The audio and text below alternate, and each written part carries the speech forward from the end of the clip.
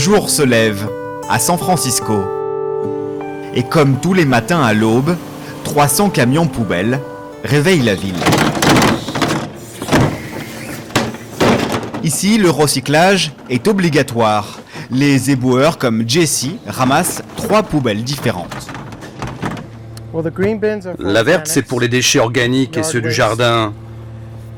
La noire, c'est les déchets. La bleue pour le recyclage, comme les bouteilles ou le carton. Avant de les déverser dans sa benne, Jesse vérifie toujours le contenu des poubelles. Tout va bien dans celle-ci ? Non, ça c'est du plastique. Ça ne devrait pas être là. C'est pas bon. Parfois ils le jettent quand même. Tout le reste est bon. Je vais quand même devoir mettre un avertissement. Ça veut dire quoi un avertissement ? C'est pour que le client sache que ça ne va pas dans la poubelle verte. Ils l'ont sûrement jeté là car il devait rester de la nourriture dedans. Donc là, je leur signale de mettre ça dans la poubelle noire. En fait, vous êtes la police des poubelles. Ouais, c'est juste pour leur apprendre à mieux recycler. Jesse a même le pouvoir de mettre des amendes, pouvant aller jusqu'à 1 000 € en cas de récidive. À San Francisco, pas de décharge ni d'incinérateur, bien trop polluant. Les déchets sont acheminés dans ce centre de tri, l'un des plus gros de Californie. C'est très grand ici, ça fait 20 000 mètres carrés. Robert est comme chez lui, dans cette fourmilière à l'odeur largement supportable. Ici, les petites mains ont été embauchées pour surveiller le défilé incessant des 600 tonnes de déchets quotidiens.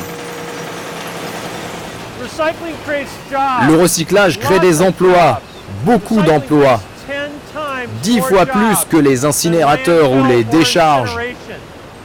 Rien qu'ici, on a embauché 175 personnes. Ici, tout est trié, compacté, puis revendu. La ville récupère ainsi plusieurs centaines de milliers d'euros par an. C'est quoi ça ? Ça, ce sont des cubes de papier. Ça pèse 500 kilos. Là, vous avez du papier, des journaux, des magazines, des enveloppes. On l'envoie dans une papeterie pour refaire du papier. En 10 ans, San Francisco est ainsi passé de 40 à 80% de déchets recyclés. Grâce aussi à l'interdiction pure et simple des déchets quotidiens les plus polluants. Par exemple, pas de sacs plastiques dans les grandes surfaces, même à la vente. Pas de quoi déranger Béatrice, une Avignonnaise installée à San Francisco depuis 20 ans. C'est de la pâte de cacahuètes. Comment on appelle ça en français ? C'est pâte de cacahuètes, non ?